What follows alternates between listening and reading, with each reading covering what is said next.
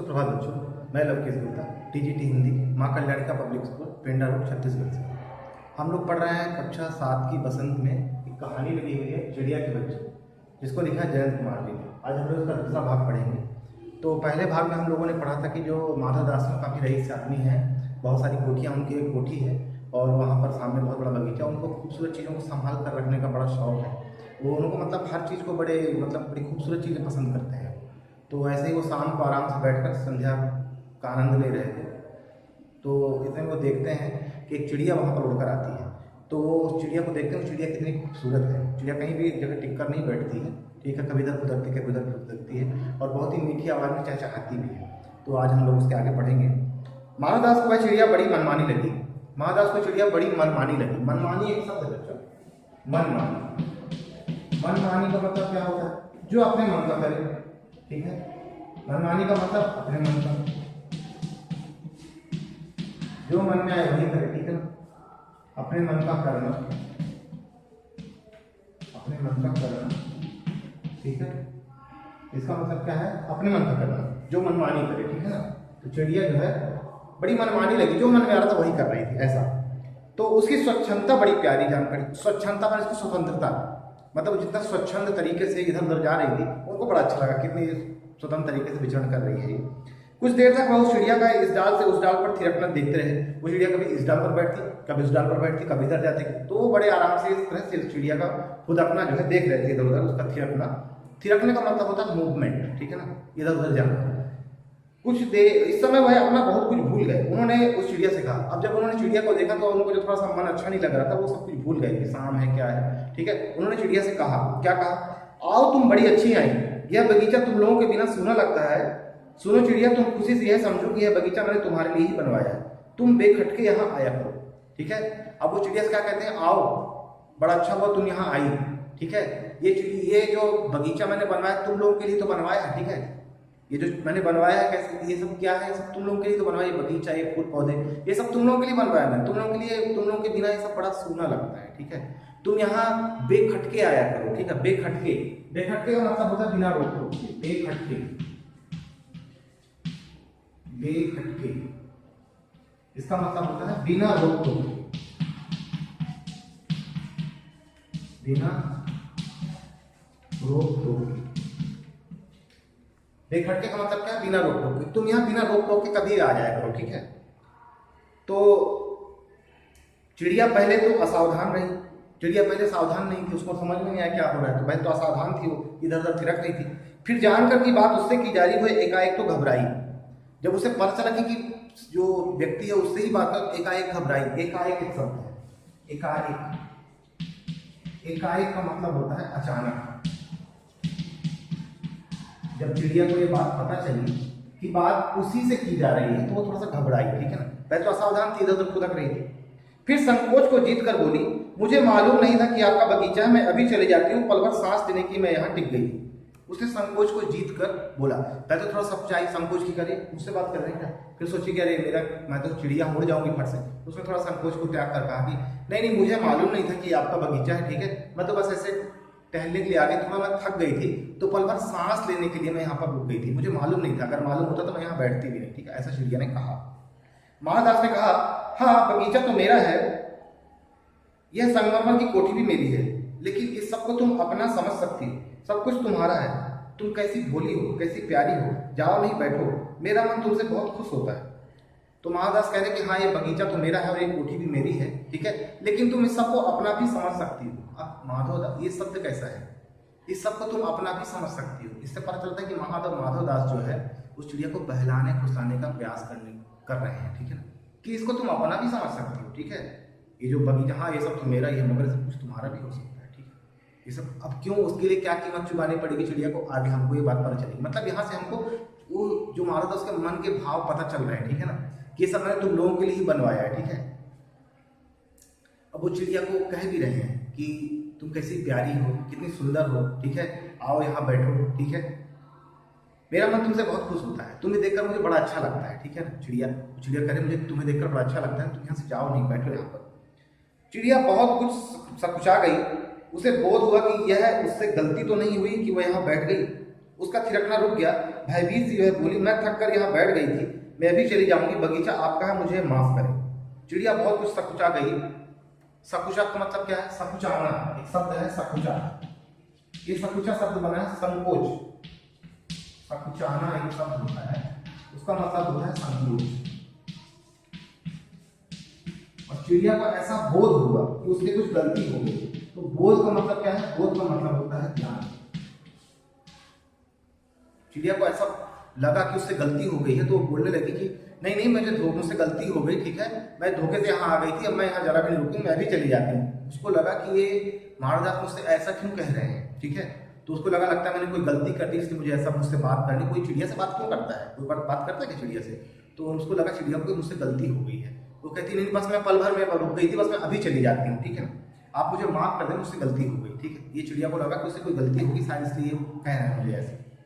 माधवदास ने कहा, मेरी भोली चिड़िया, तुम्हें देखकर मेरा चित्त प्रफुल्लित हुआ है, मेरा महल भी सूना है, वहां कोई भी चहचहाता नहीं है।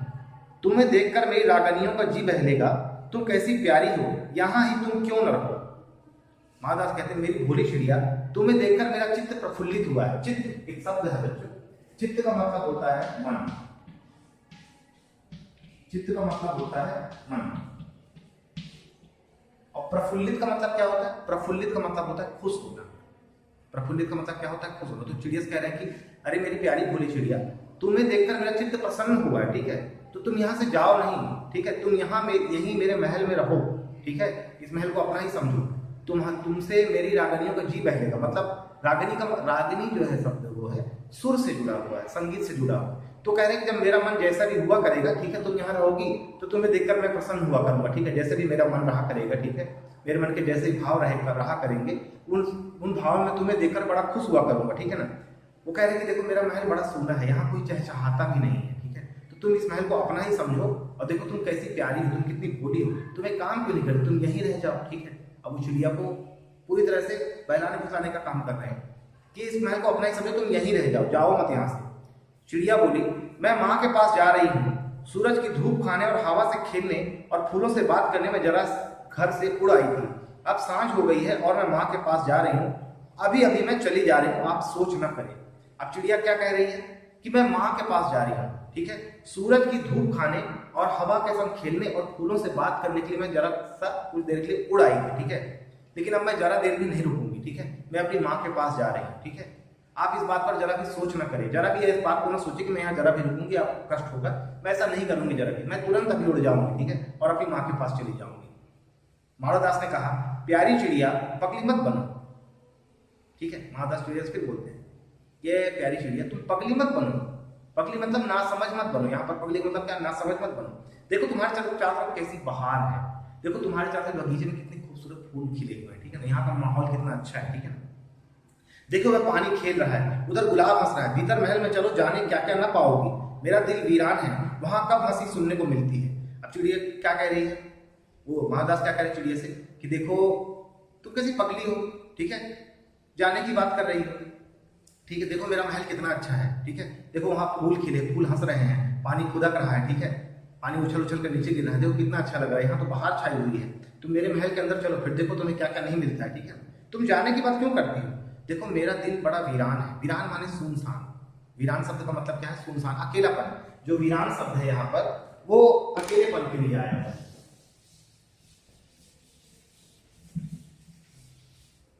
एक शब्द आया है वीरान, यहां पर जो वीरान का वैसा मतलब होता है सुनसान, एकदम खाली जगह, ठीक है, लेकिन यहां पर जो वीरान शब्द है वो अकेलेपन के लिए आया है, ठीक है।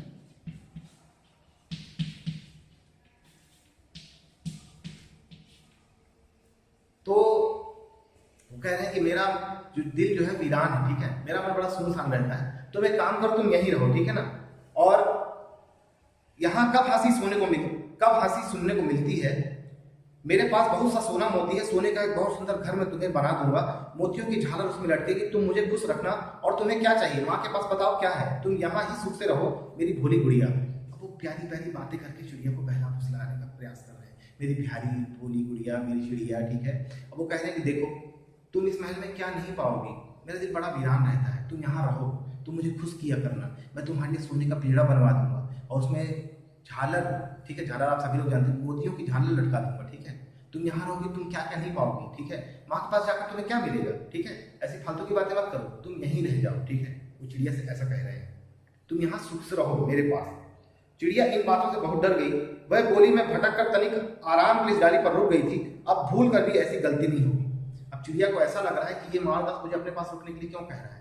उसको लगता है कि शायद मैंने बहुत बड़ी गलती कर दी। उसने कहा कि देखो ऐसा है, वो बहुत पहली बात तो बहुत डर गई। वो कहती है कि मैं बस पल भर के लिए आराम करने के लिए यहाँ रुक गई थी, मुझसे बहुत बड़ी गलती होगी, अब मैं भूल कर भी ऐसी गलती नहीं करूंगी, ठीक है।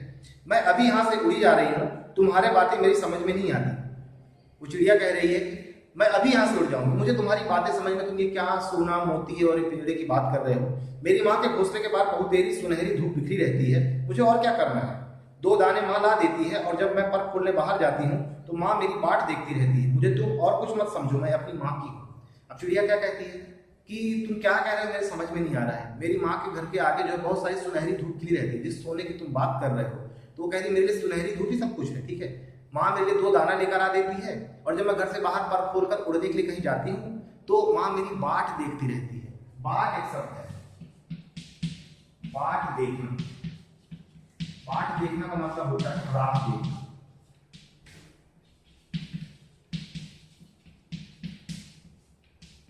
राह देखने का मतलब क्या हुआ, इंतजार करना।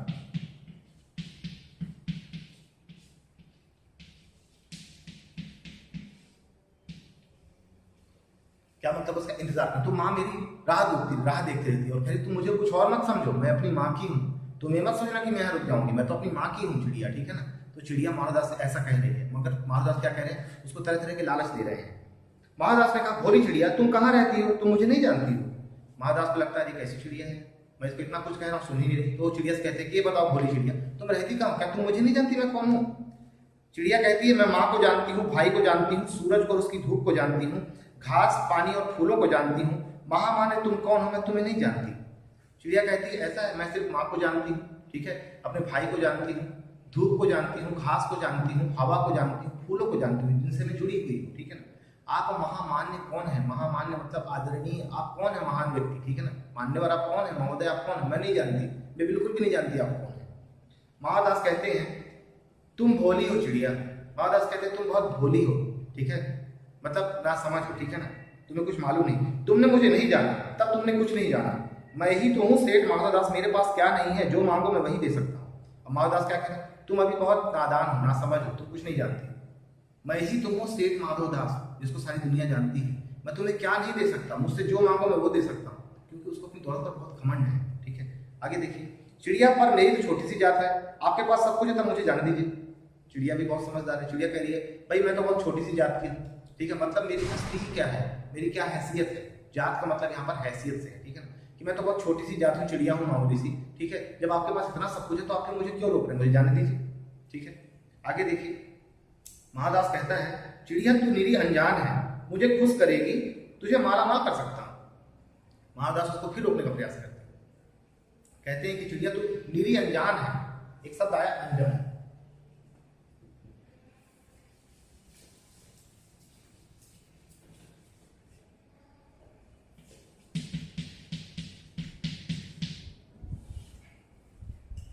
अनजान का मतलब क्या है, जिसे कुछ मालूम नहीं, ठीक है।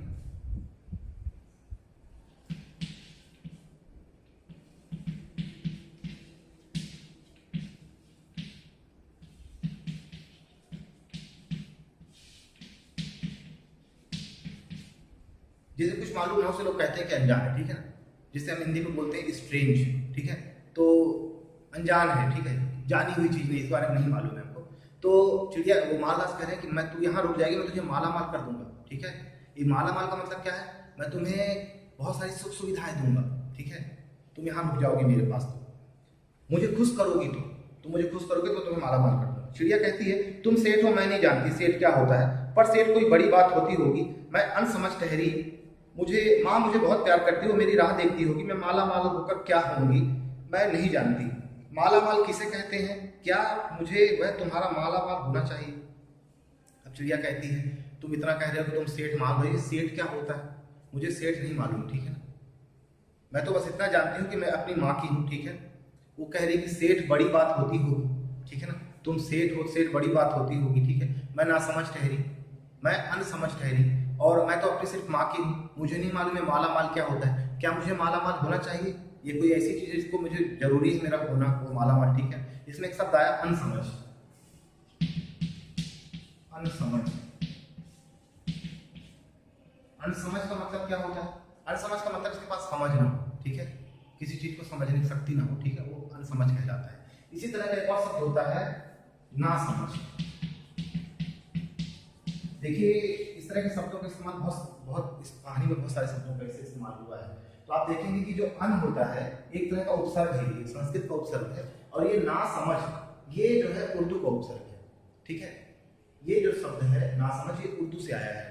मतलब जब हम उपसर्गों को देखते हैं तो उपसर्ग में संस्कृत हिंदी के उपसर्ग होते हैं, ठीक है, और कुछ बाहरी, ठीक है, जैसे कि विदेशी शब्दों से आए हुए थे जिसमें उर्दू के शब्द हैं, जैसे नासमझ, नालायक या नादान, ठीक है, तो ये सब क्या है, उर्दू के उपसर्ग है। आगे देखिए, तो चिड़िया कहती है क्या मुझे तुम्हारा वो माला माल होना चाहिए? तो शेर कहते हैं अरे चिड़िया तुझे बुद्धि नहीं है, तू बिल्कुल ही भोली है, तुझे जरा भी ज्ञान नहीं है तेरे पास, ठीक है, तू सोना नहीं जानती, सोना उसी की जगत को तृष्णा है, वह सोना मेरे पास ढेर का ढेर है, तेरा घर समूचा सोने का होगा, ऐसा पिंजरा बनवाऊंगा कि कहीं दुनिया में न होगा, ऐसी कि तू देखती रह जाएगी, ठीक है। वो कह रहे हैं कि तू सोना नहीं जानती, सारे जगत को उसकी तृष्णा है। जगत एक शब्द है, जगत का मतलब होता है संसार, जगत का मतलब होता है संसार, और तृष्णा एक शब्द आता है। तृष्णा का मतलब क्या होता है? तृष्णा का मतलब प्यास, तृष्णा का शाब्दिक मतलब है प्यास। आपने कभी मृग तृष्णा सुना होगा, मृग मतलब होता है हिरण, और तृष्णा माने प्यास। तो रेगिस्तान में हिरण को प्यास लगती है तो ठीक है, दूर रेत चमकती पानी उसके पीछे पीछे भागता है। तो कह रहे हैं कि जो तृष्णा, तो तृष्णा मतलब होता है प्यास। तो वो कह रहे हैं कि ये जो सोना है मेरे पास ढेर का ढेर है, तो सोना नहीं जानती। अब वो कह रही है कि मैं तो बस सुनहरी धूप को जानती हूँ, ये सोना होना क्या होता है मेरे को नहीं मालूम। वो कह रहे हैं मेरे पास ढेर का ढेर है, और मैं तुझे ऐसा सुंदर पिंजरा बनवाऊंगा सोने का तेरे लिए, ठीक है, खुश हो जाएगी तू, ऐसी कि तू देखती रह जाएगी, तो उसके भीतर थिरक फुदक कर मुझे खुश करियो, तेरा भाग्य खुल जाएगा, तेरे पानी पीने की कटोरी भी सोने की होगी। वो कह रहे हैं कि तू खुश हो जाएगी उस पिंजड़े में, तो उसी पिंजड़े के अंदर रहकर थिरक फुदक कर मेरा मन खुश किया करना, और मैं उसके अंदर एक छोटी सी कटोरी भी बनाऊंगा सोने की जिसमें तू पानी पिएगी। उसी सोने की तो सारी दुनिया को चाहत है, ठीक है, एक तरह से व्यंग भी है, ठीक है, कि लोग सोने के पीछे भाग, लोग दौड़ के पीछे भागते हैं, और वो मेरे पास ढेर का ढेर है, ठीक है, तो तू यहीं रुक जा, यहाँ से जा मत, ठीक है। तो जो माधव दास है वो चिड़िया को इस तरह से बात करके उसको बहला फुसलाकर अपने पास रोकने का प्रयास कर रहे हैं, लेकिन चिड़िया बार बार ये कहती है सोना क्या होता है, ये सेठ क्या होती है, माला माल क्या होता है, मैं इन सब चीज़ों को नहीं समझती। तो आज के लिए बस इतना ही बच्चों, इसके अगले वाला